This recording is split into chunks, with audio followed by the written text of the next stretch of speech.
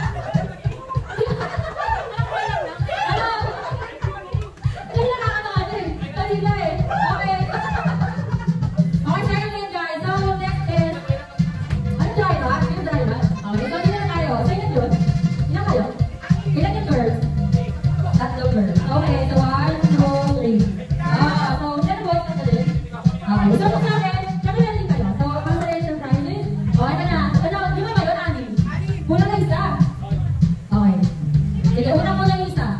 Oh, nakita lang. Ay, wala. Ay, mga liwit.